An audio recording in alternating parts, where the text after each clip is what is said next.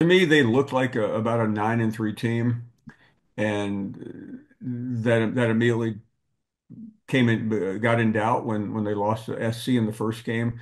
But the problem with LSU, their record's better than they are, even with four losses, because Matt, they beat Ole Miss in overtime Yeah. in a game that was lost. I mean, Ole Miss just threw that game away. I mean, if it, I know everybody wants to talk about the Kentucky game for them, but if they don't make the playoffs, it's letting the LSU game get away as well. And it's sounding like a broken record here, but South Carolina had them down 17, and Yep. then a couple of just unbelievably bad officiating calls at the end took the game away from South Carolina. And that may have been the most important officials call of the season in the SEC because right now, South Carolina very likely would be in the playoff situation, and LSU would have been gone 3 weeks ago. Yeah, it's the sport that we live in, it's the world that we live in. Like you are what people are going to say you're going to be until you prove otherwise. I think LSU is just proving that this year is just, like it's what they are. I don't know that anybody should be surprised out like again, when we look at some of these teams and just start, it's like, well, what happened to them? Well, that's just what they are. Yeah, Michigan lost there everybody. were a couple of people that had LSU going to the playoffs, winning. There was even one guy I read said LSU would win the national championship. I never saw it. I thought they were Mhm. maybe sixth in the SEC going in. I thought they had a shot at Alabama, but that was only because Alabama turned out to be a little better than maybe we thought. But even we said with Alabama going into the season, hey, they lost Nick Saban. Yeah, They look like a 9-3 team. yeah. We're one loss away from saying that. So look, end of the day, the cliche, you are what your record says you are. In your case, you believe that LSU's record's actually better than they are. But we're getting to the point of the season now where we actually know what teams and who they are. So having said that, who do you have the biggest problem with in the top 12 of the college football playoff rankings? Well, I've harped a lot about Indiana and Penn State, but I just think they're overvalued. I'm aware, thank you very much, nation, that Indiana's playing Ohio State this week. So Are we'll you?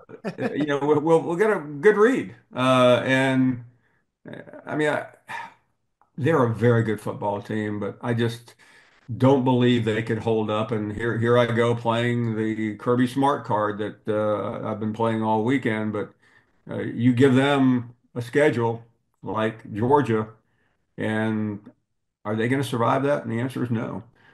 Penn State dominating bad teams, but I don't trust them either. So I mean, those two irritate me the most. I just wonder now, because I mean, the schedules, we could dive in and do a schedule autopsy. We just won't. But I wonder now, and we were talking about this yesterday in studio, committee can do whatever the hell they want. Yeah, You get five automatics. By my math, that's seven leftover teams.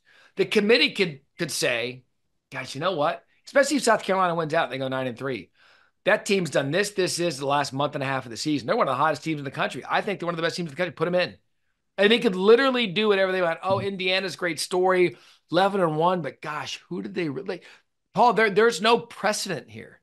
yeah. And listen, because this is my part of the world, I mean, I've already heard SEC people say we don't need to play a 9 game schedule. They're currently they play eight.